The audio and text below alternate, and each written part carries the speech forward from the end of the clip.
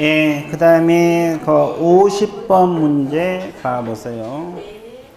50번이 임차권 등기 명령 제도가 나와 있습니까? 예, 틀린 것을 골라라. 자, 임대차가 끝난 후 보증금을 반환받지 못한 임차인은 이렇게 표현했죠? 임차주택 소재지권을 지방법원, 지방법원 지원 시군법원에 임차권 등기 명령을 신청할 수 있다. 맞죠? 자, 임차권 등기 명령 집행에서 임차권 등기를 한 경우에도 경매 신청권이 인정되지 않는다. 맞았어요? 맞습니다. 아까 한번 나왔죠? 임차권 등기해도 바로 경매 못 들어가. 자, 임차인은 임차권 등기 명령을 집행해도 임차권 등기를 마치면 대항력하고 우선 변제권을 취득한다. 맞았어요? 자, 이건 대항력 없이 살 경우를 말하죠. 대항력 없이 살다가 보증금 안 나와주니까 임차권 등기했죠? 그러면 그때부터 대항력하고 우선 변제권을 취득한다. 이 뜻이에요. 근데 4번 보면 임차인 임차권 등기 이전에 이미 대항력 우선 변제권을 취득했어, 안 했어? 그러면 등기할 때부터 효력이 인정돼요. 거의 지속이 돼. 지속이 됩니다. 그리고 등기 이후에 집을 비워줘도 대항력은 있어, 없어? 있어. 상실되지 아니한다. 맞는 말이죠? 자, 그 다음에 임차권 등기 명령 집에서 임차권 등기가 끝난 주택을 그 이후에 임차인 최우선 변제 돼? 안 돼요. 최우선 변제는 돼, 안 돼? 안 됩니다. 그럼 학자일제 받으면 무슨 돼? 우선 변제. 최우선은 변제는 안 돼. 왜 안 돼요, 최우선은? 등기권자, 임차권 등기권자를 보호하기 위해서 그래요. 이해됐어요? 예. 그거 기억나? 별로 안 난 거 봐. 자, 51번. 아까 월차임 전환 비율 요약집에서 했죠? 그겁니다. 가로 안에 들어갈 내용 옳은 걸 골라라. 보증금 전부 또는 일부를 월 단위 차임으로 전환한 경우에 전환되는 금액에 다음 각호 낮은 비율을 곱한 월차임 범위를 초과할 수 없다. 이렇게 나와 있죠? 은행법에 따라 은행에서 적용하는 대출 금리와 해당 지역 경제 요건을 고려해 대통령이 정하는 비율 얼마? 1할. 그리고 한국은행에서 공시한 기준금리에 대통령이 정한 이율을 얼마를 더한 5%라고 고치세요. 자, 3번만 고쳐요. 3.5%를 더한 비율이에요. 그러니까 배가 잘못됐고 이제 3.5 더한입니다. 더한. 주임법은 더한이에요. 자, 뒷페이지 넘어가 보세요. 자, 53번 한번 봐드릴게요. 이제 53번은 뭐냐면 판례거든요. 주임법 관련 다 판례 문제인데, 그래서 오른쪽 해설을 보면 판례 길어요, 적어요. 그렇죠? 판례 문제입니다. 아, 그래도 중요한 판례니까 한번 봐주세요. 자, 주임법 의뢰를 받고 설명 판례 내용으로 타당하지 않는 거 골라라. 자, 임대차 계약이 주된 목적이 사용 수익보다는 소액 임차인으로 보호받아 기존 채권 해소하는 데 있어. 그러면 소액 임차인으로 보호가 될까? 안 됩니다. 임대차 주 목적이 사용 수익이 목적이죠? 근데 돈 빌려주고 돈을 못 받을 것 같으니까 소액 임차인 되고 돈 받으려고. 그건 보호가 안 됩니다. 소액 임차인이 안 돼. 그거 좀 알아두시고. 그 다음에 주택 소유자는 아니지만 적법한 임대 권한을 가진 사람과 임대차 계약을 체결했어. 그러면 주임법 적용돼? 네, 적용됩니다. 그것도 알아두시고. 자, 3번 잘 보세요. 매매 계약 해제 전에 매수인으로부터 매매 목적물 주택을 임차를 했죠? 주임법상 대항 요건을 갖췄어. 그리고 임차인이 매매 계약 해제에도 불구하고 자신의 임차권은 새로운 소유자에게 대항할 수 있다. 맞아요? 이제 이게 감이 오고 있어 지금? 자, 한번 적어 드릴게요. 이 주택하고 이거 이제 임대차 계약을 맺었어요. 그럼 이 사람이 임대인, 여기가 누구요? 임차인. 그러죠? 그럼 이 주택 점유하고 있죠? 그러죠? 아, 매매를 했구나. 매매. 내가 매도인. 얘가 누구요? 매수인. 그럼 이제 둘이 매매가 이루어졌거든요. 근데 이 사람이 사가지고 제3자 병에게 임대를 내줬어요. 임대차를 내줬다고. 그럼 여기가 뭐가 돼요? 임대인. 여기 뭐요? 임차인. 그래서 임차인이 받아갖고 주주를 다 갖췄다 이 말이야. 그 지문에 대항요건을 갖췄죠. 근데 이제 아직 등기가 안 된 상태에서 이렇게 했는데 사가지고 이 매매 계약이 중도에 뭐가 되었어요? 해지가 되어버렸어요. 그럼 소유권이 갑에게 복귀가 될 거 아니에요. 그러면 이제 임차인이 이 사람에게 대항할 수 있느냐 이 말이야. 대항할 수 있어 없어? 있어요. 뭘 가지고 있으면? 주주. 이 뜻이야 이게. 이해됐어요? 그러니까 매매를 해서 이제 아직 등기 안 된 상태에서 임대를 내놨는데 임대차가 해지되면 복귀가 될 거 아니에요. 그러면 새로운 소유자 이 사람에게 대항할 수 있다. 이게 판례입니다. 맞네. 판례. 그렇죠? 판례. 자, 그다음에 4번. 점포 사무실로 사용되던 건물에 점포나 사무실로 사용되는 건물에 뭐가 설정됐어요? 근저당이 먼저 이제 설정됐어. 근데 그 건물이 이제 주거용으로 용도가 바뀌었네. 원래는 점포였잖아요. 주거용으로 바뀌었어. 저당된 이후에. 이를 임차한 소액 임차인은 보증금 등 일정 액적 최우선 변제가 되느냐 이 말이에요. 근저당보다 우선하여 변제받을 권리가 없냐 있냐 이 말이에요. 없다 그랬는데 맞아 틀려? 있다는 것이 판례입니다. 있다는 게 판례. 그 오른쪽 판례를 읽어보면 자 근저당이 점포에 먼저 설정됐다가 주거용으로 바뀌었죠? 그 이후에 임차를 했죠? 근데 소액 임차인이 보호가 됩니다. 예, 판례입니다. 판례. 이해됐어요? 예, 그래서 이제 4번이 없다가 아니라 있다. 그 다음에 5번도 판례. 주민등록이 어떤 임대차를 공시하는 효력이 있는지 여부는 일반 사회통념상 그 주민등록으로 당해 임대차 건물에 임차인의 주소, 거소를 가진 자로 등록되어 있다고 인식할 수 있는지 여기에 따라 결정된다. 맞죠? 자, 그래서 4번이 정답. 자, 54번, 55번 체크해보세요. 54번하고 55번 먼저는 주택임대차 분쟁조정위원회 관련 문제입니다. 들어보셨어요? 주택임대차 분쟁조정위원회 들어보냐고? 있어요. 그래서 이제 이게 신설된 지가 얼마 안 돼서 올해인가? 작년인가 됐는데, 이게 이제 요즘 주택임대차에서 분쟁이 일어나니까 분쟁조정위원회가 생겼어요. 그래서 주임법에 보면 내용이 엄청 돼. 이 내용이 엄청 된다고. 그죠? 근데 이제 여기서는 꼭 알아야 될 거 두 문제만 넣어놨어. 이건 이제 시사적인 문제랄까? 뭐, 그러니까 나올 수도 있고 안 나올 수도 있는데, 안 나올 것 거의 안 나올 확률이 높은데, 혹시 또 시사적인 거니까 나올 수도 있어요.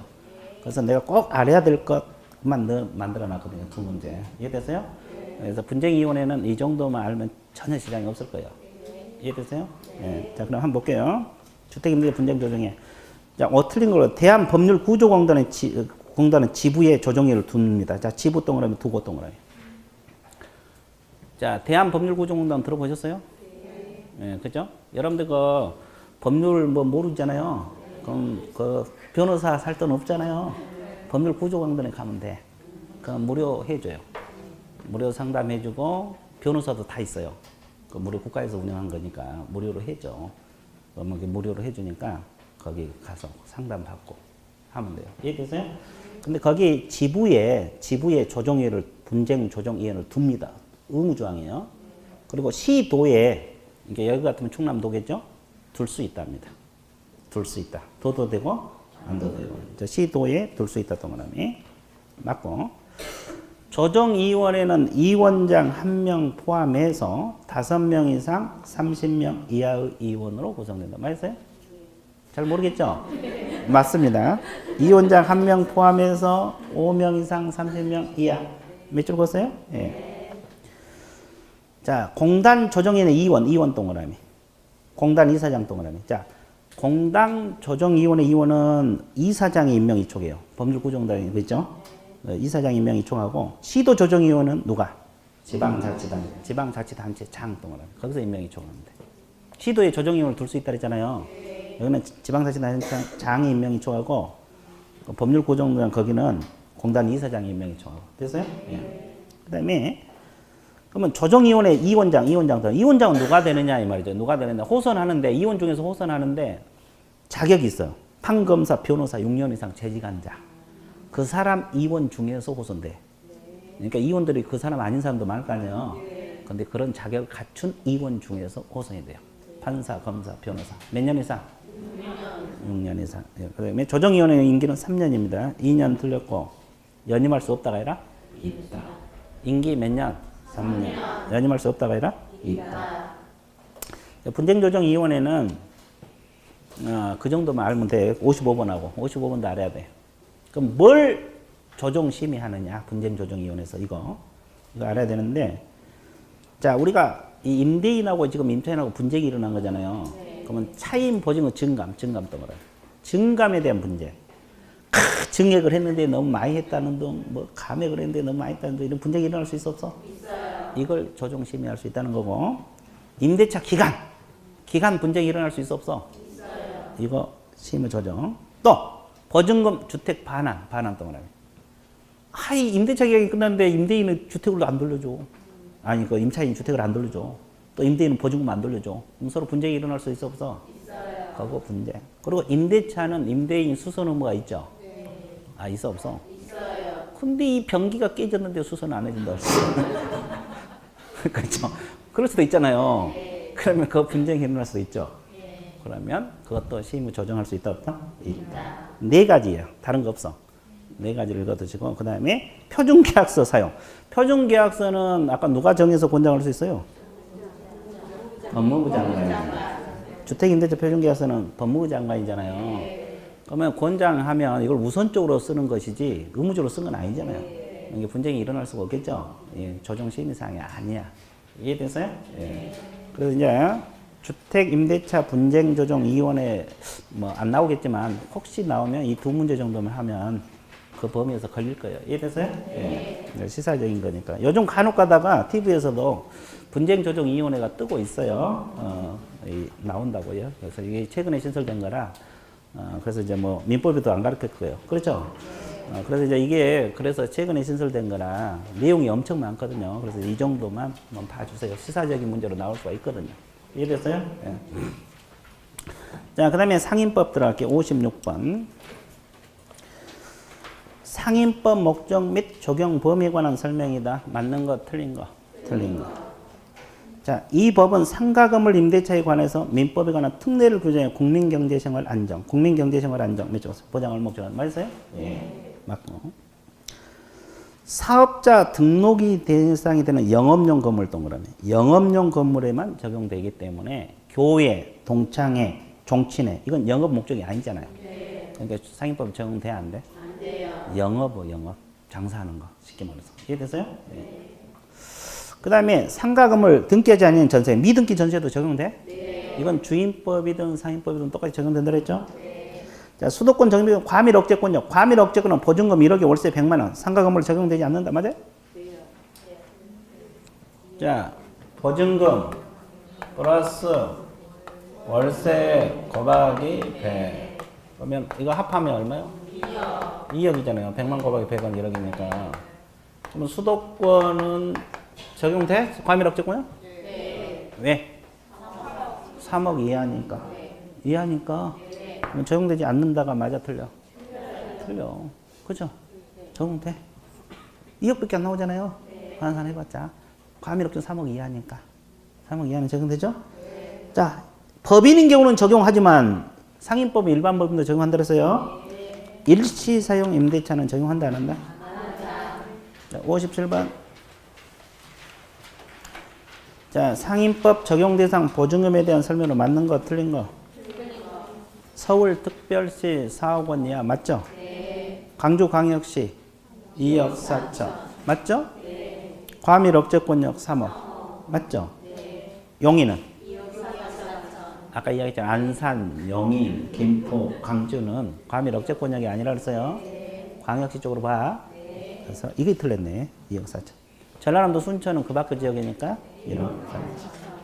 자, 58번 풀어보세요. 아까 뭐랬어요? 상임법은 이 금액 밑으로는 적용되고 초과하면 안 된다 그랬죠? 근데 예외적으로 초과해도 적용되는 거.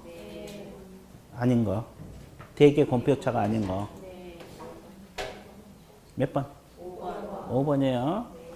자, 표준 권리금 계약서 표죠, 표. 계약갱신 요구가 개.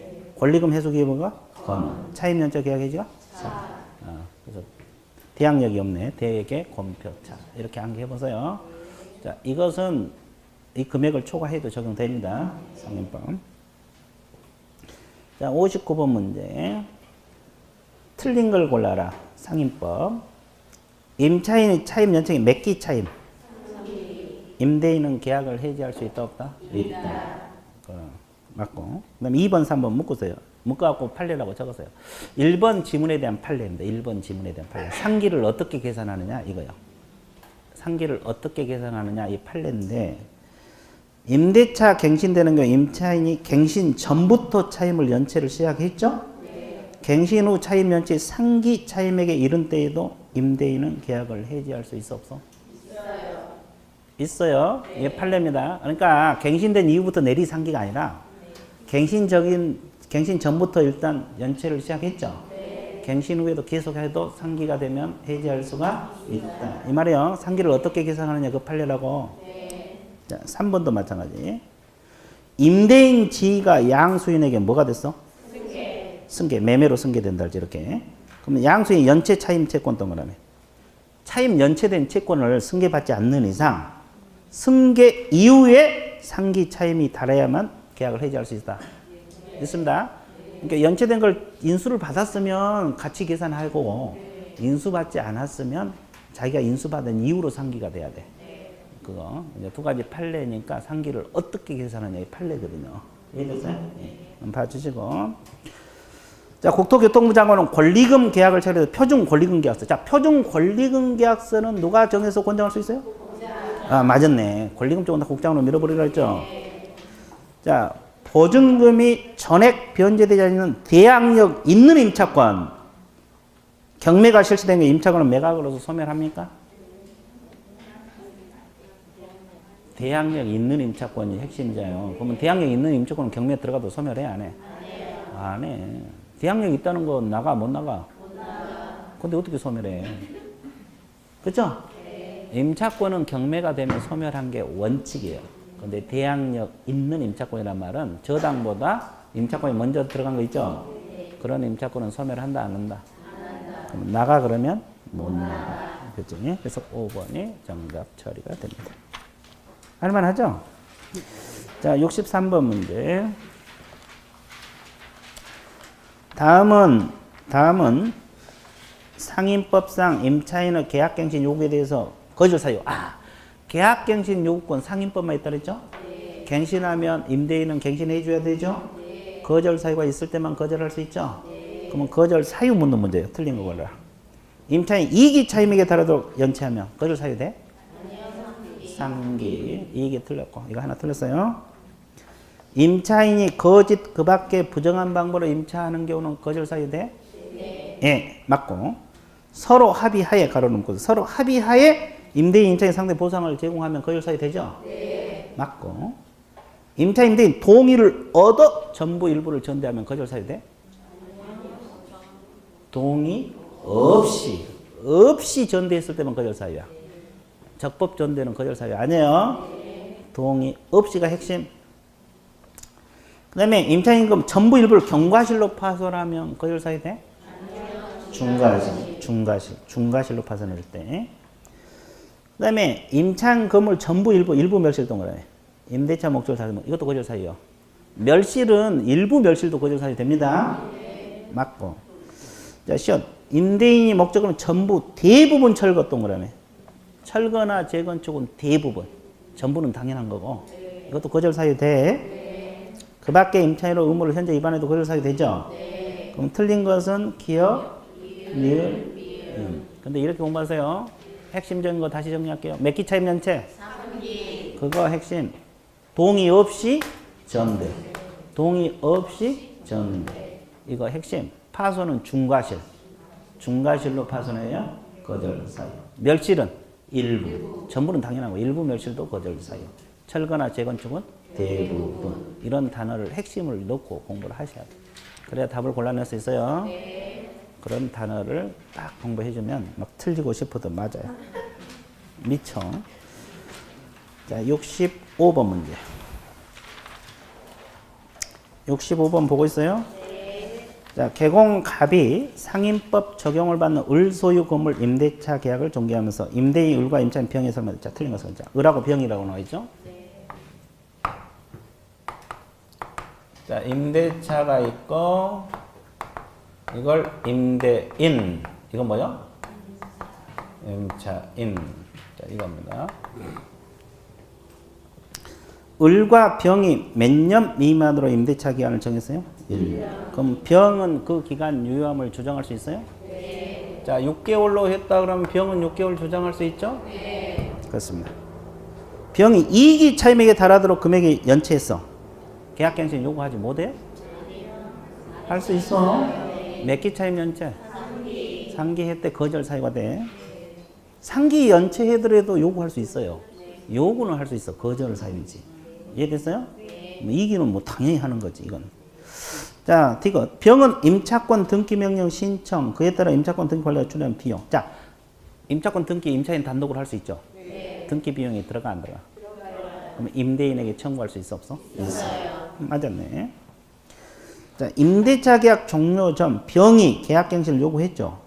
그럼 임대인은 대부분 철거를 이유로 갱신을 거절할 수 있어 없어? 있어요. 있고. 자, 병의 을에 대한 갱신 요건은 최초 임대차간을 포함해서 몇 년? 5년. 여기서 중요한 건 포함해서 5년이요. 네. 맞네? 네. 그러면 틀린 것이 몇 개? 한 개. 자, 68번. 상인법에서는 권리금 규정이 신설이 됐죠? 네. 권리금 계약에 대해서는 설명이다. 옳은 거 옳지 않는 거? 옳지 않는 거. 자, 7번 봐보세요. 그럼 여기서 권리금 계약이라는 것은 누구하고 맺는 계약이에요? 임차인하고. 자, 새로 임차인, 신규 임차인이죠? 신규 임차인하고 이제 이 사람이 이 사람에게 권리금 지급하기로 한 계약을 말합니다. 이걸 권리금 계약이라고 해. 자, 이렇게 맺는 계약. 신규 임차인이 임차인에게 지급하기로 하는 계약. 권리금. 권리금 계약이라는데, 그럼 이제 이 임대인은 이 권리금 지급하는 걸 방해해서는 돼, 안 돼? 안 돼요. 방해를 하면 이 사람 권리금 못 받으면 당연히 손해가 발생할 거 아니에요. 네. 손해 발생했죠? 네. 그럼 병은 을을 상대로 손해배상 청구할 수 있어, 없어? 있어요. 임대인에게 손해배상 청구 가능하겠죠? 네. 방해했으니까. 손해 권리금 못 받으면 그만큼 손해가 날 거 아니에요. 그러면 소멸시효. 손해배상 청구는 소멸시효는 몇 년? 3년. 소멸시효는 어디나 3년이죠? 네. 근데 언제부터 3년이야? 시점을 좀 봐주셔야 돼요. 임대차 계약이 종료된 때부터? 네. 아주 좋았어요. 그래서 그죠? 손해 끼칠 때가 아니라 임대차 계약이 끝날 때부터 3년이야? 네. 계약 종료 시부터 몇 년? 3년. 이 3년은 다 아니까 시점을 좀 신경 써봐. 네. 계약 끝날 때부터 몇 년? 3년. 자, 그것만 좀 정리해주면. 자, 문제 들어볼게요. 옳지 않은 걸 골라라. 권리금 계약이란 신규 임차인이 되는 자가 임차인에게 권리금을 지급하기로 하는 계약을 말한다. 맞죠? 네. 2번. 임대인은 임대차 기간 끝나기 3개월 전부터 종료시까지 밑줄 보세요. 자, 권리금 계약에 따라 임차인이 주선한 신규 임차인이 되는 것도 권리금 지급받는 것을 방해하면 돼? 안 돼? 안 돼요. 3개월 전부터 끝날 때까지 이때 권리금 지급 방해해서는 안 된다 이 말이고. 자, 그 다음에 임대인이 권리금 계약에 따라 임차인이 주선한 신규 임차인이 되는 자로부터 권리금 지급받는 방해함으로써 임차인에게 뭐가 발생했어? 손해. 그러면 손해를 배상할 책임이 있어 없어? 있어요. 맞고. 자, 임대인의 방해로 권리금을 보호받지 못한 임차인이 임대인에게 손해배상을 청구할 수 있는 권리는 임대차가 종료한 날로부터 몇 년? 3년. 3년. 시효 완성된다고 했죠? 네. 자, 이거는 뭘 신경 써야 돼? 임대차가 종료한 날. 거기다가 멍구라미. 자, 5번. 법무부 장관은 임차인과 신규 임차인의 권리금 계약 체결하기 위해서 표준 권리금 계약서 작성하여 그 사용을 권장할 수 있다. 맞아요? 표준 권리금 계약서는 누가? 국토교통부 장관이 됩니다. 이해됐어요? 네. 자, 70번 문제. 보고 있어요? 네. 연결. 자, 주임법상 확정일자 부여관 동주민센터, 읍면사무소, 지방법원 지원 등 맞죠? 네. 상임법 확정일자는 세무서장 맞죠? 네. 표준 권리금 계약서를 정해 사용 권장한 것은 국장 맞고, 상가건물 임대차 표준 계약서는 법무부 장관. 자, 권리금에 대한 감정평가 절차 방법에 대한 기준고시 권리금 쪽은 다 국토교통부 장관으로 밀어버리라고 했죠? 네. 네. 그죠? 네. 됐죠? 네. 자, 그 다음에 뒷페이지 넘어가세요. 자, 72번. 상임법 마지막 문제. 72번 문제 보겠어요? 주임법과 상임법을 비교 설명한 것이다. 틀린 걸 골라라. 타당하지 않는 거. 주임법은 주거용 건물 임대차에 적용되지만 상임법은 상가건물 임대차. 맞았어요? 예. 주택 임대차 확정일자는 동주민센터 등. 맞죠? 상임법은 관할 세무서자. 맞죠? 자, 3번이 법정갱신이거든요. 주택, 상가, 임대차 모두 임대인 동안. 임대인 쪽에 있으면 둘 다 6개월에서 몇 개월 전? 맞아요. 임대인만 멀었으니까. 그러면 아까 법정에서 임대인은 똑같고 임차인 쪽에서 차이가 있다 그랬죠? 그래서 이거 맞는 말이에요. 그러면 주택, 임대차 모두 계약갱신 요건이 있어요? 주임법, 상임법 다? 계약갱신 해 요건은 어디만 있어? 상임법만 있지. 장사하는 사람들이 필요한 거고. 주임법도 옛날에 제정된다는 말이 있었는데 아직은 안 됐어요. 상임법만 계약갱신 요건이 있습니다. 자, 4번이 정답. 그 다음에 주택, 임대차, 상가에서 모두 확정일자 부여 및 임대차 정보 제공 요청은 둘 다 있어요? 이건 둘 다 있어요. 정보 제공 요청 둘 다 있습니다. 끝.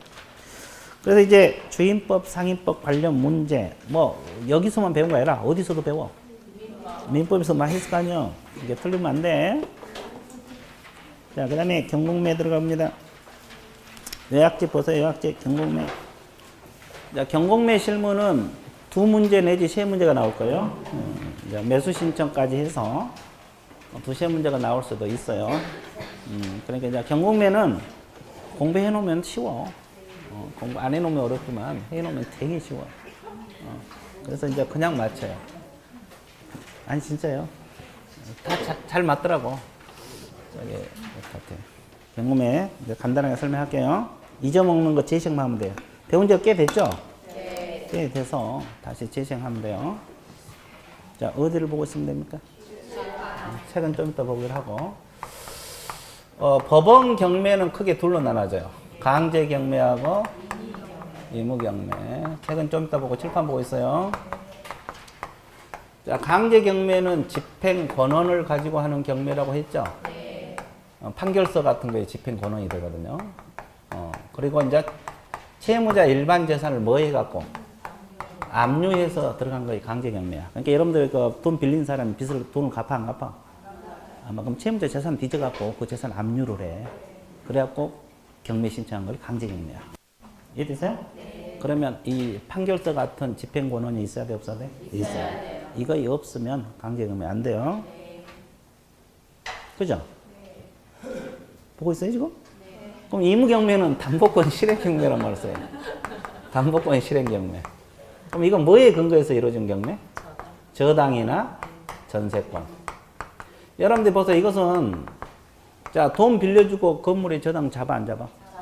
그럼 돈 못 갚으면 그 저당 잡힌 건물 경매 들어가죠? 이거 의무 경매야. 됐어요? 그럼 이제 한번 봐볼게요. 여기는 집행권한이 없어도 돼요. 집행권한이 없어도 돼. 그럼 이제 여기는 채무자 특정 재산에 대한 경매요, 일반 재산에 대한 경매요. 일반 재산에 대한 경매요. 그러니까 채무자 돈 못 갚으면 재산 뒤져갖고 들어가니까. 근데 여기는 저당 잡힌 물건만 들어가죠. 그러니까 특정 재산이요. 아예 그 재산이 많더라도 저당 잡지 않는 것은 경매 못 들어가. 채무자 재산이 있더라도. 이해됐어요? 네. 그러면 특정 재산. 그 다음에 여기서는 예견된 경매요, 예견되지 않는 경매. 않는 경매. 갑자기 재산이 압류 들어온 거잖아요. 근데 이것은 저당 잡힌 순간 내가 돈 못 갚으면 저 건물 경매 들어가는데 알고 있어, 모르고 있어? 알고 있어요. 예견된 경매. 됐어요? 네. 그리고 여기는 채무자 본인이 책임진다 해서 인적 책임 성격을 갖고 있다. 근데 이건 물건 자체가 책임진다 해서 물적 책임 성격을 갖고 있다. 자, 그래서 의 묻는 문제가 나올 수도 있거든요. 경매 문제가. 그래서 이제 이 의 묻는 문제 나오면 이거 끝났어요. 자, 밑줄 그어드릴게요. 강제 경매 의 있어요, 없어요? 있어요. 자, 집행권은 동그라미. 집행권을 보유한 채권자가 집행권을 이행청을 실현해서 채무자 소유 부동산을 압류 동그라미. 후 매각하여 매각 대금에서 금전채권 만족을 얻은 강제 집행 절차 이렇게 나와 있는데 이 집행권한하고 압류란 단어가 나오면 이건 강제 경매야. 의 묻는 문제 나오면. 됐어요? 네. 그리고 일반 재산 동그라미 가로 안에 일반 재산 동그라미 쳤어요? 네. 예견 됐다 그랬어요? 안 됐다 그랬어요? 안 된 경매. 인적 책임. 동그라미 쳐놨어요? 예. 자, D페이지 넘어가 봐요. 그러면 D페이지 보면 집행권원이란 단어가 있어, 없어? 있어요. 집행권원은 뭐냐면 두 번째 줄, 강제 집행할 수 있음을 인정한 공적 증서. 강제 집행할 수 있음을 인정한 공적 증서. 이제 가장 대표적인 집행권원의 판결서. 가로 안에 들어있죠? 네. 자, 그러면 의무경매는 뭐냐? 첫째 줄, 저당권, 전세권, 담보물권을 가지고 있는 경매. 나와 있죠? 네. 그래서 이제 특정 재산 동그라미, 예견된 경매 동그라미, 물적 책임 동그라미. 동그라미 쳤어요? 네. 그래서 이제 개념 끝. 강제 경매는 뭐고, 의무 경매는 뭐냐? 개념 잡았죠? 네. 자, 쉬워, 어려워? 되게 쉽죠? 그 다음에 이제, 거기 보면 경매 종결 시 물적 부담에서 소멸주의하고 무슨 주의가 있어요? 인수주의가 있어요. 이쪽이 소멸주의. 이쪽이 인수주의. 그러면 이 권리분석이거든, 이게. 경매에서는 권리분석이 중요하죠? 네. 그래서 권리분석 문제도 시험에 자주 나오고 있어요. 그죠? 그럼 이제 권리분석 소멸주의 개념 잡고 어떤 권리가 소멸되는 권리인지 정리 들어갈게요. 네. 자, 개념 잡을게 칠판 봐보세요. 이 건물 한 채가 있는데 가장 먼저 저당권이 설정되어 있다. 두 번째가 전세권, 순서대로 설정되어 있어요. 세 번째가 근저당권, 네 번째가 임차권. 몇 개의 권리가 설정되어 있어요? 네 개. 근데 갑이 경매로 건물을 샀어요. 얼마에 샀어요? 1억. 그럼 여기서 말소 기준 권리가 뭐가 돼? 저당이에요. 그러면 이건 원래 무조건 소멸되는 권리고 밑에 있는 권리는 다 인수가 돼, 소멸이 돼? 소멸. 그러면 을은 안고 산 권리가 있어, 없어? 없어요. 그럼 을의 입장에서는 좋아, 안 좋아? 좋아요. 그렇지. 위험성이 없는 것이 소멸주의. 됐어요? 네. 오, 좋았어요. 그럼 인수주의라는 것은 안고 산다는 소리죠? 네. 그러면 가장 먼저 전세권이 설정되어 있고 두 번째가 뭐가 있어요? 저당. 세 번째가 임차권. 그럼 을이 경매로 샀어, 안 샀어? 샀어요. 그럼 얼마에 샀어요? 1억. 그럼 여기서 말소 기준 권리가 뭐가 돼? 저당이야. 누가 전세권이라 그랬어? 아주 좋았어요. 괜찮네. 웃기려고 한 거죠? 그렇죠. 그렇죠. 괜찮아요. 그러면 이건 소멸되고 밑에 건 소멸. 뭐가 인수가 돼? 전세권이 원칙적으로 인수가 돼요. 원칙적으로 인수가 돼. 안고 산다고 하면. 안고 산다고 해서 무슨 주의? 그죠? 저당권자가 전세권자 병인데 전세금 3천만 원에 산다 그러면 3천만 원을 안고 산 거잖아요. 네. 그러면 1억 3천에 산 거하고 똑같죠? 네. 나중에 전세금 줘야 되니까. 네. 그만큼 위험성이 있어, 없어? 있어요. 그럼 이제 이건 개념이고 어떤 권리가 소멸되는 권리요? 무조건 소멸되는 권리면서 말소 기준이 될 수 있는 권리가 있어, 없어요? 있어요. 이것은 무조건 애우라고 했죠? 네. 자, 한번 해보세요. 저당, 근저당, 압류, 담보, 가등기. 자, 저당권하고 근저당권. 또 압류 등기하고 감류 등기. 무슨 가등기? 담보 가등기. 이건 평생 써먹어. 이렇게 무조건 외워야 돼. 외워야 돼. 그죠? 봐봐. 작년에 합격하신 분도 이걸 배우고 가더니 바로 등기부 합격하고 나서 이만큼 뛰어왔더라고. 자기 그 경매로 살 건데 이 권리분석 좀 다 자기가 했어. 하고 이제 확인하러 온 거야. 혹시라도 자기가 잘못했나 그거. 작년에 여기 누구라고 이야기는 않겠지만 했던 왔어. 찾아왔어요. 그죠? 그러니까 적용할 줄 알아야 돼. 예, 보면 돼요. 그래서 이제 이거 말소 기준 권리는 무조건 소멸되는 거예요. 자, 다시 한번 시작. 저당, 근저당, 압류, 감류, 담보, 가등기. 자, 이렇게 다 외웠죠? 네. 예, 다른 데도 다 그렇게 하고 있어. 그죠? 이렇게 부끄러워할 필요는 없다. 전국적으로 다 하고 있으니까. 진짜요. 그죠? 전국적으로 다 하고 있어. 내가 수십 년 강의하면서 제가 전국적으로 다 이거 알고 있어요. 수십 년 동안 강의했어. 그죠? 자, 그러면 이게 무조건 소멸돼. 그러면 여기서 이제 무조건 소멸되는 권리가 여기서는 몇 개? 두 개죠. 저당하고 근저당. 근데 말소 기준이 된 건 둘 중에서 먼저 설정된 거. 그래서 저당이 된 거고. 그럼 가압류가 저당보다 먼저 있으면 뭐가 말소 기준? 그래서 가압류 밑으로 다 없어지는 거예요. 가압류도 원래 없어지고. 됐어요? 그러면 여기서는 말소 기준이 셋 중에서 저당밖에 없죠? 그러면 전세는 왜 안 돼? 이 속에 들어있어, 안 들어있어? 그래서 안 되는 거예요. 자, 그래서 이제 그거 알아야 돼. 그 다음에 두 번째 칸, 아니, 첫째 칸 거기 나와 있죠? 그럼 오른쪽 무조건 인수되는 권리, 유치권, 법정지상권, 분명. 이 세 가지는 무조건 외워야 되죠? 근데 유치권은 딱 소멸된 게 하나가 있어. 그건 좀 이따 하기라고. 일단 무조건 인수야. 그 말은 뭐냐면, 이 저당 밑에 있으면 소멸돼야 되잖아요. 근데 유치권이 이때 설정되더라도 소멸돼 인수가 돼. 인수가 된다, 이 말이야. 저당 밑에 있더라도. 그죠? 근데 유치권은 등기부에도 나와, 안 나와? 안 나와요. 위험성이 있죠? 항상 그래서 미공시 권리가 문제가 돼. 등기부에 나온 것은 문제가 안 돼. 등기부에 명확하게 나오니까. 공시되지 않는 것이 또 인수가 돼버리고 등기부에도 안 나오고. 그렇죠? 이게 문제가 생기는 거야, 항상. 이해됐어요? 예. 그래서 세 가지 다 등기 안 된 거잖아요. 인수, 유치권, 법정지상권, 분묘금융권. 됐어요? 자, 두 번째 칸 읽으세요. 뭐라 그랬어요?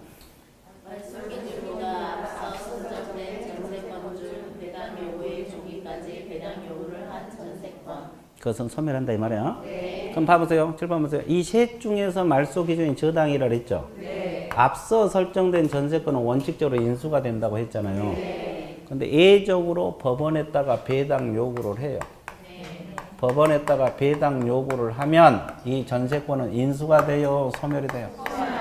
소멸이 됩니다. 이 뜻이에요. 자, 세 번째 간. 말소 기준 권리보다 뒤에 동그라미. 오른쪽은 앞서 동그라미. 자, 이 말소 기준 권리보다 나중에 설정된 권리는 뭐가 돼? 소멸. 이보다 먼저 설정된 권리는 뭐가 돼? 인수가 돼. 그러니까 말소 기준 권리보다 뒤에 건 소멸, 위에 건 인수가 된다 이 말이에요. 이해됐어요? 네. 그 다음에 네 번째 간 왼쪽. 자, 경매 개시 결정보다 늦게 동그라미. 자, 나와 있어요? 오른쪽은 앞서 동그라미. 자, 이게 무슨 말이냐면 이 말소 기준 권리가 없을 수가 있죠? 없으면 뭐가 기준이 돼? 경매 개시 결정 등기가 되죠? 이보다 나중에 설정된 권리는 뭐다? 소멸.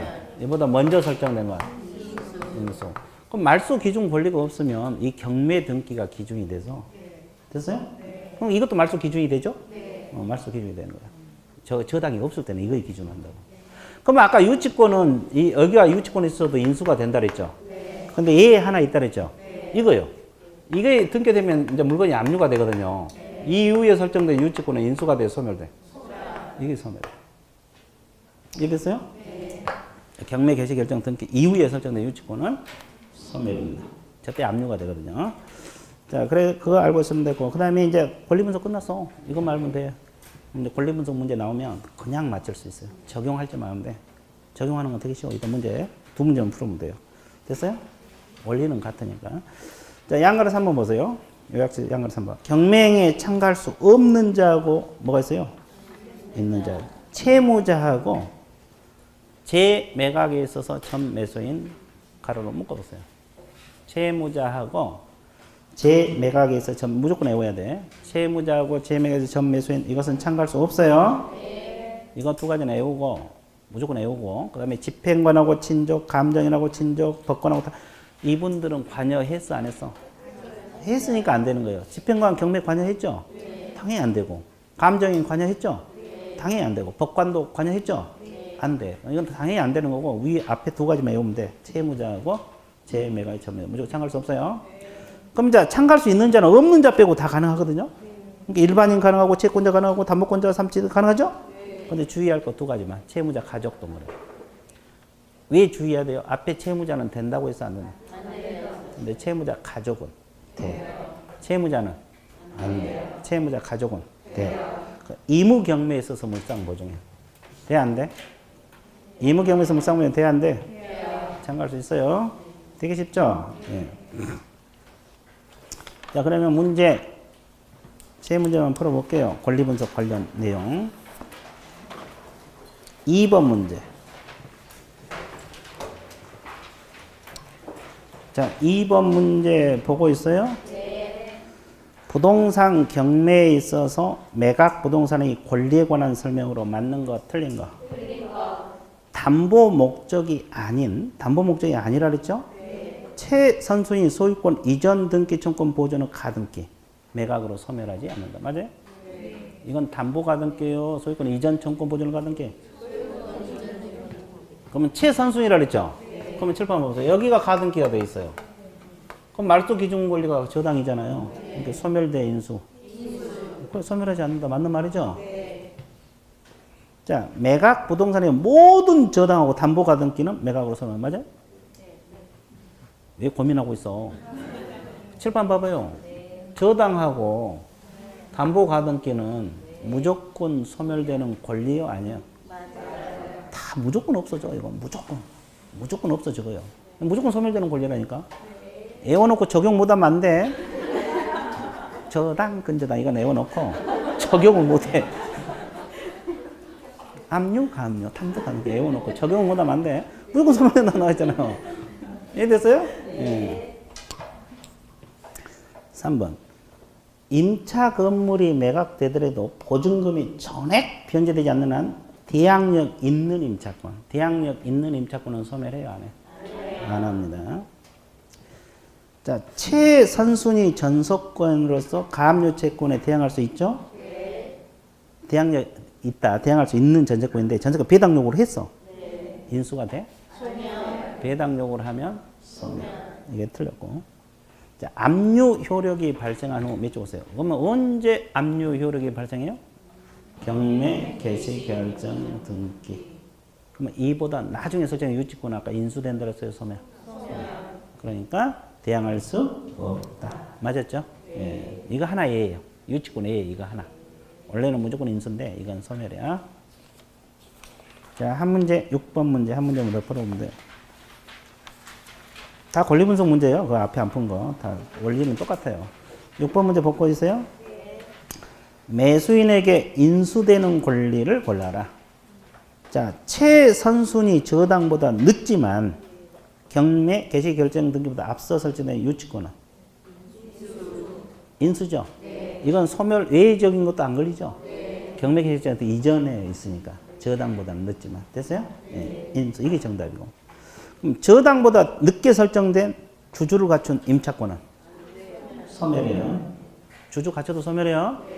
말소 기준 권리 밑에 있잖아요. 담보 가등기보다 후에 설정된 지상권도 소멸. 말소 기준 밑에 있죠? 가압류 등기보다 선순위 압류 등기는 소멸. 무조건 둘 다 소멸. 자, 경매 등기보다는 선순위보다는 저당보다 후순위인 지역권은 소멸.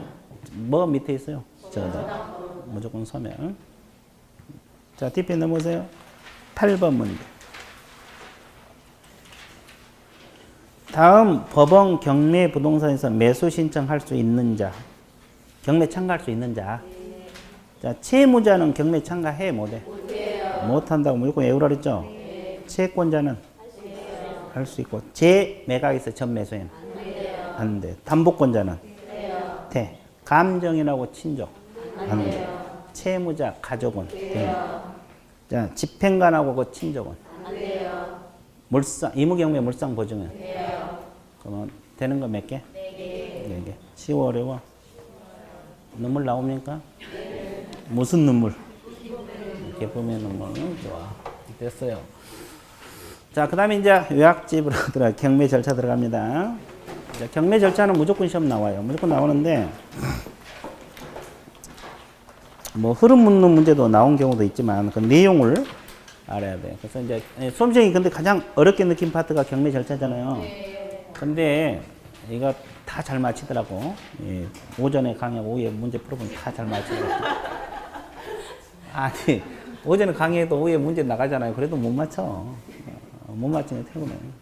근데, 이 파트는, 오늘 배운 파트는 다 맞히더라고. 그래서 이제 경매 절차도 이렇게 하면 쉬워. 되게 쉬워요. 자, 보세요. 자, 칠판 보고 있어요? 네. 가장 먼저 경매 신청은 합니다. 누가 하겠어요, 신청은? 채권자가 법원에다 하죠? 네. 그러면 1월 1일 날 경매 신청했다고 가정을 해봐. 그러면 첫째 칸 그렇게 나와 있죠? 법원에 경매를 신청한다 나왔죠? 거기다 하나만 적으세요. 미등기 부동산. 미등기 부동산도 가능하다고 적으세요. 미등기 부동산도 강제 경매를 신청할 수 있어요. 미등기 부동산도 강제 경매를 신청할 수 있다. 이렇게만 적어 놓으세요. 경매 신청 파트에다가 적으면 돼. 미등기 부동산도 강제 경매를 신청할 수 있다. 이거 하나만 적어봐요. 신청자 적었어요? 네. 그럼 이제 이 1월 1일이라는 것은 내가 여러분들 이해를 돕기 위해서 적어준 거예요. 자, 그러면 법원에서 두 번째 뭐라요? 경매 개시 결정을 하게 되거든요. 그러면 이제 물건이 압류가 돼요. 뭐가 돼? 아까 이제 건물이 경매 들어간다면 이 건물이 압류가 된다고. 그러면 이거 이제 1월 3일 날 됐다고 가정을 해보고, 그러면 언제 압류 효력이 발생하느냐? 경매 개시 결정 사실을 채무자에게 뭐 하거나 송달하거나 경매 개시 결정 뭐가 될 때? 등기가 될 때. 자, 그럼 밑줄 보세요. 송달하고 등기. 밑줄 보세요. 그러면 아까 이 등기라는 의미가 여러 가지 의미를 가지고 있죠? 원래 유치권은 무조건 인수가 되잖아요. 그러면 저 이후에 설정된 유치권은 인수, 소멸. 그거요. 경매 개시 결정 등기. 그때 압류가 된다 그랬잖아요. 방금 문제 풀었잖아요. 압류 효력이 발생하는 이후에 설정된 유치권은 소멸한다고. 이해됐어요? 네. 그 말이에요. 자, 됐어요? 그 지문을 익혀봐. 송달될 때, 등기될 때 압류 효력이 생긴다. 그 지문 익혀놓으라고. 그 다음에 이거 끝나면 이제 뭘 해야 돼요? 세 번째. 예? 세 번째 뭐라는 데서요? 배당 요구 종기를 결정해. 아까 배당 요구 종기. 전세권자가 배당 요구 하라 그랬죠? 종기를 결정을 해서 공고를 하게 돼 있는데 1월 5일 날 공고했다고 가정을 해봐. 그죠? 그럼 배당 요구 종기일은 언제로 잡아놨느냐? 2월 5일로 잡았다고 가정을 해봐요. 그럼 배당 요구 종기일을 미리 잡아서 공고를 해줘야 돼? 안 해줘야 돼? 해줘야 돼. 미리 잡아서 공고를 해야 돼. 그래야지 이제 배당 받아갈 사람이 2월 5일까지 돈 달라고 할 거 아니야. 그러면 자, 여기서 하나 알아둘 것이, 그러면 소액 임차인 있잖아요. 서울에서 3,400. 이번 법원에다가 배당 요구 해야 됩니까? 안 해도 줍니까? 배당 요구 채권자 들어가 안 들어가? 배당 요구 해야지 돈 줘요? 안 해도 줘? 해야 돼요. 해야 돼? 확실해? 네. 해야 됩니다. 소액 임차인도 배당 요구 채권자 들어가? 그럼 확정일자 받은 보증금 채권자도? 해야 돼. 안 하면 안 줘. 그러면 이제 2월 5일로 정해졌으면 그날까지 배당 요구 해야 돼. 이해됐어요? 그럼 미리 공고를 해줘야 될 거 아니에요. 노란 분필은 예정된 날짜, 하얀 분필은 진행된 날짜요. 자, 그러면 여기서 이제 이게 끝나면, 여기서 하나 적어야 돼. 그 여백에다 적으세요. 그 종기를 결정해 공고한다. 그 여백 있죠? 배당 요구 종기일은 1000매각길 이전. 이렇게 적으세요. 배당 요구 종기일은 1000매각길 이전. 배당 요구 종기일은 1000매각길 이전. 적었어요? 배당 요구 종기일은 1000매각길 이전 적었어요? 배당 요구 종기일은 1000매각길 이전으로 정해서 공고한다고. 종기일을 1000매각길 이후로 못 잡게 돼 있어, 법에서. 법에서 막았어. 그죠? 예. 그거 알아두셔야 되고. 자, 이거 끝나면 이제 물건 팔 준비를 해요, 안 해요? 매각 준비로 들어갑니다. 자, 매각 준비할 때 이 물건 조사에 현황 조사를 시켜요. 현황 조사합니다. 그럼 현황 조사는 누구를 시켜서요? 집행관. 그래서 집행관하고 아까 그 친족은 경매에 관여할 수 있다, 없다? 없다. 자, 그 다음에 두 번째 공무소. 공무소하고 이해관계인에게 채권 신고를 뭐 하게 돼 있어요? 최고를 하게 돼 있어요. 그러면 공무소란 건 주로 어떤 공무소를 말해요? 조세 공가를 주관하는 공무소, 세무서 같은 거 생각하면 돼요. 그럼 이 건물이 경매에 들어갈 정도면 저 갑이 세금 많이 밀렸어, 안 밀렸어? 그럼 이제 세금 받아갖고 있으면 신고하라고. 법원에다가 언제까지? 이날까지, 종기일까지. 알려주는 거예요. 독촉하는 거예요, 독촉. 됐어요? 그 이해관계인은 이제 등기부에 나타난 권리자를 이해관계인 범위는 상당히 넓어요. 이분들도 돈 받아갈 거 있으면 채권 신고해야 돼, 안 해야 돼? 알려주는 거예요. 독촉한다 이 말이야. 이해됐어요? 그리고 이제 이게 끝나면은 부동산을 평가를 해서 부동산을 뭐 해서? 평가를 해서 최저 매각 가격을 결정을 하게 돼 있어요. 가격을 뭐하다? 결정. 그러면 최저 매각 가격이 1억이다 가정을 해봐. 감정평가. 이건 감정인을 시켜요. 아까 우리가 감정인하고 그 친족은 경매에 관여할 수 없다 그랬죠? 그러면 1억 밑으로 판다는 거야, 안 판다는 거야? 안 판다는 거야. 이제 감정평가 이 최저 매각 1억으로 평가했어. 그죠? 그리고 이제 매각 물건 명세서. 매각 물건 명세서 작성 비치합니다. 언제까지?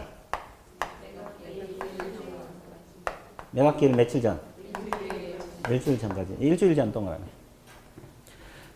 그러면 이제 법원에다 뭘 비치한지 아세요? 감정평가서 비치해야죠. 감정평가 했잖아요. 매각물건 명세서 비치해요. 또 하나가 현황조사 보고서. 세 가지가 3대 구비 서류야. 법원에 비치한 거. 근데 이 현황조사 보고서하고 감정평가서는 미리 비치가 돼요. 일주일 이전에도 나와. 근데 이 매각물건 명세서는 딱 일주일 전에 나와요. 미리 안 나와. 이해되세요? 그러면 경매 참가할 사람은 그 세 가지 서류는 기본적으로 열람을 해야 돼. 본인들도 조사하겠지만 법원에서 조사해 놓은 거니까 당연히 열람하고 경매 참가해야만이 나중에 문제가 안 생겨요. 자, 그래서 이제 그 매각 준비 끝났어, 안 끝났어? 끝났어. 자, 그 다음에 이거 끝나면 이제 뭘 해야 돼요? 거기 매각 기일하고 매각 결정 기일입니다. 결정 기일을 지정을 해서 뭘 하게 돼 있어요? 공고를 하게 돼 있어요. 자, 1월 10일 날 공고했다 가정해요. 그럼 매각 기일은 언제로 잡아놨느냐? 2월 8일로 잡았다고 가정을 해볼게요. 그럼 매각 결정 기일은 언제로 잡았느냐? 2월 15일로 잡았다고 가정을 해볼게요. 그럼 미리 지정을 해서 공고를 해야 돼? 안 해야 돼? 해야 돼. 그러면 매각 기일이 경매한 날짜잖아요. 미리 공고해야지 2월 8일 날 물건 사러 올 거 아니에요. 그죠? 그러니까 1월 10일 날 미리 공고했다고 가정을 하는 거야. 그럼 이제 이건 진행된 날짜고 노란 부분에 예정된 날짜라 그러죠? 그럼 이제 시간이 흐르면 뭐가 돌아와요? 매각 기일이 돌아올 거 아니에요. 매각 기일이 며칠? 2월 8일. 그러면 1월 10일에서 2월 8일이 지나가려면 2월 5일이 지나가야 돼, 안 지나가야 돼? 1월 10일에서 2월 5일 안 거치고 2월 8일 갈 수 있어? 안 되잖아요. 그럼 2월 5일이 뭐 한 날인데? 저거 배당요구 종기라고 잡아놨잖아요. 그럼 아까 우리가 적었잖아요.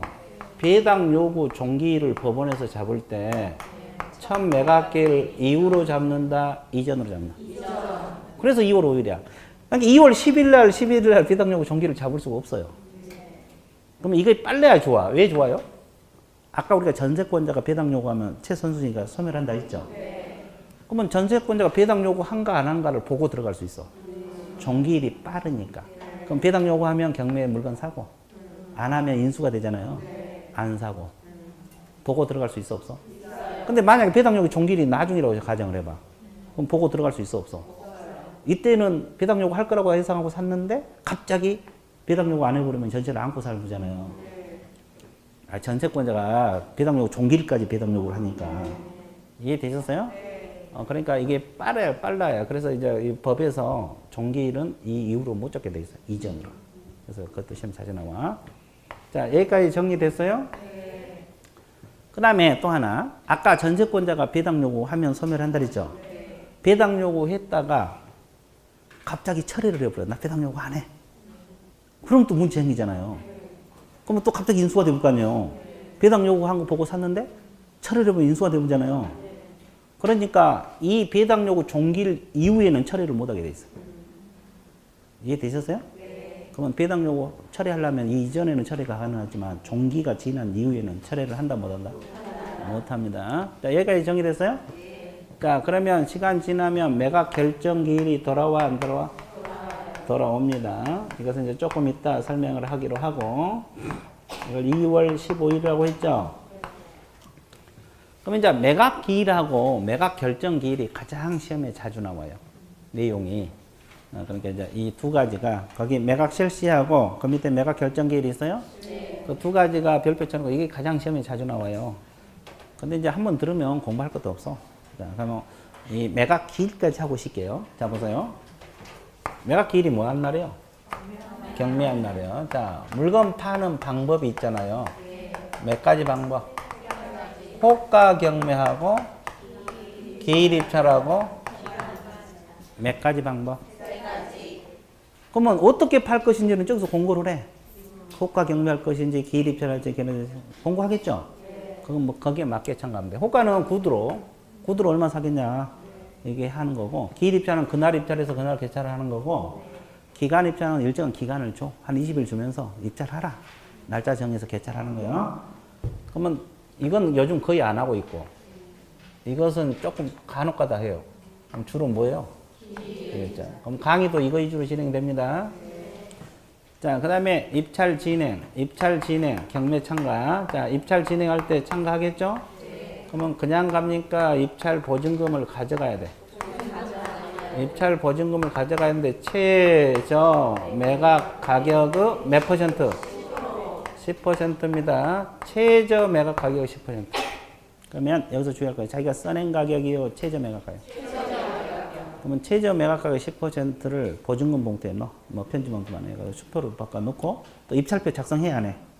얼마 사겠다고. 그럼 큰 봉투에 같이 넣어. 다음에다 넣으면 돼요. 그러면 끝났어, 안 끝났어? 근데 여기서 중요한 것은 이거예요. 최저. 10%는 안 틀리니까 이걸 신경 써야 돼. 최저 매각 가격. 그러면 참가한 사람 다 같아요? 다 달라요? 다 같아. 최저 매각 가격이니까. 써낸 가격이 아니니까. 이해됐어요? 자, 그러면, 자, 끝나요. 함에 투입했으니까 끝났잖아요. 그럼 이제 마감하고 개찰을 해. 자, 경매 마감하고 이제 개찰을 해요. 그러면 뜯어봐. 그럼 보통 한 사람이 참가한 사람, 두 사람이 참가한 사람 많아야 10명, 20명이겠죠? 금방 개찰이 돼요. 두세 명 참가한 경우도 많고, 그러니까. 그러면 이제 이 1억에 사겠다는 사람이 없잖아요. 그러면 이 두 가지는 그 자리에서 한 번 더 해봐. 이걸 일기를 무슨 매각? 하루에 몇 번 한다? 일기를 2매각이라네. 그 다음에 이제 이렇게 하다 보니까 최고가, 최고 비싸게 사겠다는 신고인이 나타나, 안 나타나? 또 차순위 매수 신고인이 나타날 수 있죠? 나머지는 보증금 돌려줘, 안 돌려줘? 돌려줍니다. 잘 보세요. A란 사람이 1억 5천만 원 써내고, 자, B라는 사람이 1억 4,500만 원을 써내고, 자, C라는 사람이 1억 4,200만 원을 써내고, D라는 사람이 얼마 썼어요? 1억 3천만 원을 써냈어요. 그럼 여기서 최고가 매수 신고인은 누구예요? A잖아요. 그러면 차순위 자격이 있는 사람. 차순위는 A가 돈 못 내면 자기가 살려고 신고한 사람이에요. 자격. 이게 작년에 시험 나왔잖아요. 차순위 자격이 있는 사람. 뭐요? 1억에 대한 얘기에서 최저 매각이 아까 1억이라고 평가해 놨잖아요. 그럼 뭐 1억에 대한 얘기에서 얼마? 누구? B, C가 돼. 왜 D는 안 돼요? 최고가 매수 신고 1억 5천이죠. 보증금을 빼야 돼. 보증금이 지금 얼마? 1,000만 원. 아니, 1억에 비해서 1,000만 원이잖아요. 그럼 1,000만 원 빼면 이제 빼기 못하면 대책이 안 쓰고 1억 4천만 원을 넘어섰을 때만 자격이 있죠. 그러면 B, C가 차순위 자격이 되잖아요. 이건 왜 안 돼? 1억 3천이니까. 4천이 안 되니까. 그럼 B, C가 차순위 안 하더라도 이분이 차순위 하고 싶어도 못 한다고. 못해. 이런 현상을 뭐라 그랬어요? 탈락한 현상 내가 옛날 가르쳐줬잖아요. 옛날 이야기했잖아요. 자, 여기. 네, 탈락한 현상이 뭐라 그래요? 예선 탈락. 그 쉬운 것을 무슨 탈락? 예선 탈락. 예선 탈락 안 가르쳐줬어요? 가르쳐줬죠? 예선 탈락이라래. 그럼 이제 예선 탈락했고, 그럼 이제 둘이 자격이 있잖아요. 작년에 이거 시험 나왔다니까 이거 얼마냐 그 말이에요. 작년에 2억 5천이라고 나왔어요. 시험 문제. 2억 5천. 그리고 보증금이 2억인가 됐어. 아니, 그 최저 매각 가격이. 그럼 얼마 빼줘야 돼? 2천만 원 빼야지. 10%니까. 이해됐어요? 그럼 2억 3천을 넘어서면 돼. 거의 정답이요. 여기도 문제 만들어놨어요. 자, 봐보세요. 일단 문제 좀 만들어놨는데. 그러면 여기서 둘 다 자격이 있잖아요. 그럼 B가 차순위하고 C가 안 하면 B. 그럼 B가 안 하고 C가 하면 둘 다 하면 금액이 높은 사람인데 한 명만 되니까 같으면 추첨 들어가. 금액까지 같아버리면 추첨. 됐어요? 그러면 여기서는 지금 C가 될 수도 있잖아요. 근데 B가 됐다고 가정을 해봐. 왜? B가 금액이 많으니까. 가정이요. 그러면 C하고 D는 이제 필요 없죠? 그럼 보증금 돌려받을 수 있어, 없어? 있어요. C, D는 보증금 돌려받아. 어디 가야 돼? 집에 가서 뭐 해야 돼? 자? 아니, 1,000만 원 갖고 뭐 해야 되냐고. 고구마 삶아먹고, 그렇지? 끝까지 알아야 돼. 자, CD는 집에 가서 1,000만 원치. 자, 1,000마리 싸면 많기도 하겠다. 하여튼, 고구마. 기억을 하세요. 올해 시험 나와. 고구마인지, 감자인지. 자, 이해됐어요? 네. 그럼 이제 밑으로 간 것은 A가 최고가 매수 신고이 됐죠? 그럼 옆으로 삐진 것은 뭐냐면, 두 번에도 살 사람이 없어. 허가할 매수 신고 가격이 없어. 유찰이라래. 네. 그러면 다시 날짜를 정해서 팔아야 돼, 안 팔아야 돼? 팔아야 돼요. 이걸 세매각이라 그래요, 재매각. 세매각. 세? 세. 아주 좋았어. 세매각입니다. 그럼 이때는 지금 1억에 안 팔렸잖아요. 네. 그러면 또 1억에 팔면 안 팔리잖아요. 네. 그러면 저감이 있어요, 없어요? 있어요. 보통 몇 퍼센트? 20%. 경매는 보통 20%예요. 30% 되는 경우도 있는데 일반적으로 그렇다 이 말이야. 그러면 여기서는 최저 매가액이 8천. 한 번 더 유찰되면 6,400. 계속 다운돼. 그러니까 싸게 산다는 말이 그 말이에요. 달리 싸게 산 게 아니라 이게 유찰이 되니까 저감이 되니까 싸게 산다 이 말이에요.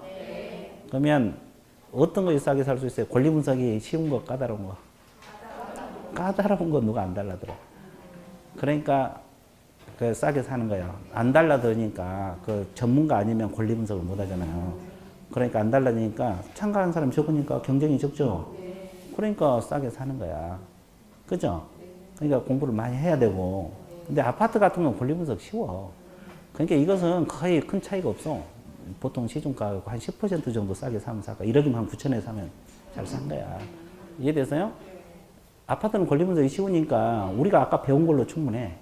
그러니까 결론적으로는 뭐냐면 수익률이 낮아. 뭐가 위험성이 크면 클수록 수익률이 그죠? 그러면 이제 뭐 상가 유치권 붙어 있지, 법정지상권 붙어 있고 다 권리 분석 해야 돼, 안 해야 돼? 그럼 등기부에도 안 나오잖아요. 그럼 잘못하면 이제 완전히 손해 보니까. 그러니까 이제 그런 것은 이제 공부 많이 하면 수익률이 높아요. 이해됐어요? 그러니까 공부 열심히 하라고. 알겠어요. 여기가 이해됐어요? 결론은 공부 열심히 하라는 거예요. 여기가 이해되셨어요? 그러면 이제 이 세 매각기를 공부했죠? 밑줄만 긋고 오실게요. 자, 매각 실시 보세요. 매각 방법은 호가, 경매, 기일 입찰, 기간 입찰 몇 가지 방법? 셋 중 하나입니다. 공부한 대로 들어갈 거고. 진행. 보증금은 얼마를 제출하세요? 최저 매각 가격. 여기다 동그라미. 10%는 절대 안 틀리니까 최저 매각 가격에다 동그라미 쳐서요. 이것을 10%. 자, 입찰 종결한 마감하고 개찰하잖아요. 기일 입찰하고 호가, 경매 가로로 묶으세요. 이것은 1길 무슨 매각? 2매각. 기간 입찰은 없죠? 기간은 두 가지가 하루에 두 번 할 수 있고. 그 다음에 최고가, 차순위. 칠판대로 하면 A가 최고가, B가 차순위고 CD가 돌려받는다 이 말이야. 그 다음에 그 참고 표시에 보면 세 매각 있어 없어? 있어요. 그 읽어주세요. 지금 뭐라 했어요?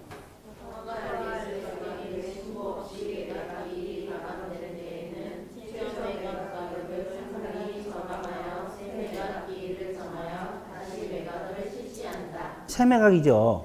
근데 저감한단 말 동그라미. 이게 몇 퍼센트? 20%. 거기다 진하게 동그라미 저감해요. 유찰됐을 때는 저감률이 있는 세매각이에요. 저감률이 있는 세매각. 저감률이 있는 세매각. 여기까지 이해되셨어요? 자, 여기까지 하고 잠시 어떻게 해요? 쉬었다고 합니다.